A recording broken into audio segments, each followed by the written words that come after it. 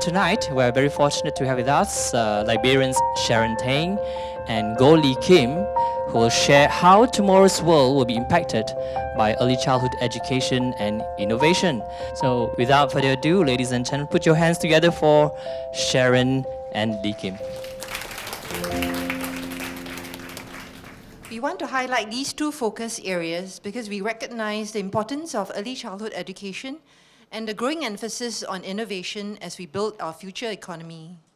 Professor James Heckman, Professor of Economics at the University of Chicago, has done extensive research in the economics of human development.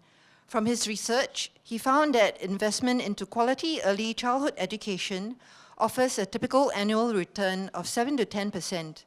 The benefits for the individual are increased lifetime earnings, but the benefits to society are much greater, namely reduced cost of education, increased labor productivity, lower welfare payments, and a reduction in crime. This slide shows the kindergarten curriculum framework, which was launched in 2011 by MOE to guide the teaching and learning in preschools. The framework details MOE's beliefs about how children learn and develop and what constitutes quality preschool education. Apart from the curriculum, there was a move towards raising the level of professionalism in the preschool sector in Singapore. This slide gives some statistics to show how the number of childcare centres have mushroomed over the decades.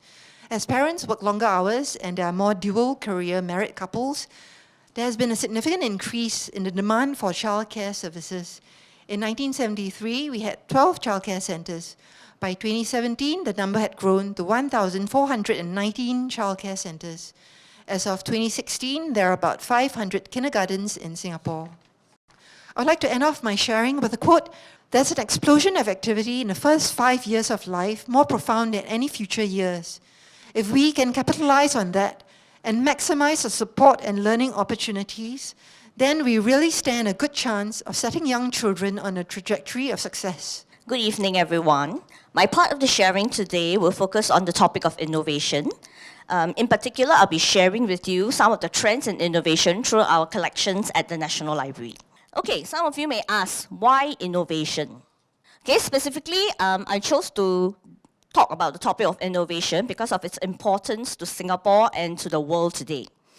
On the global front, innovation has been emphasized by international communities and organizations, such as the World Economic Forum, as a key driver of growth and success. Okay, now, many people define innovation in many different ways. So for today's presentation, I'll be defining innovation as a new idea which creates value, meaning that it's not just a new idea, but it must be of value to people.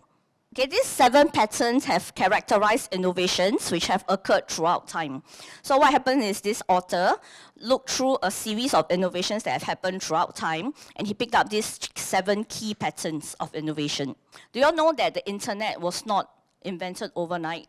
It took decades and decades of research and evolution before the internet became what it was today. It was originally a private military system by the US government.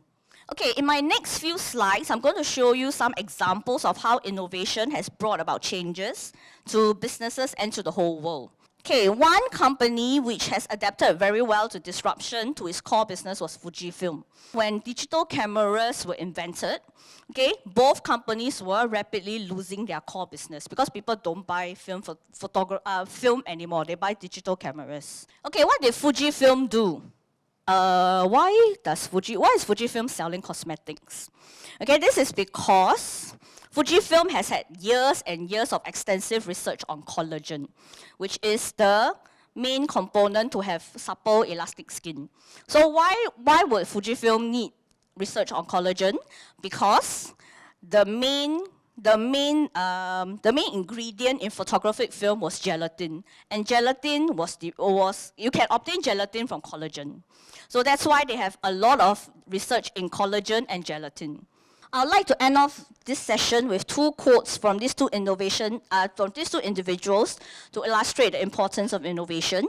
Mr. Ren Zhengfei, who is the founder of Huawei, has said that in the past, people thought that innovations were taking a risk. Now, if you don't innovate, you are taking a big risk.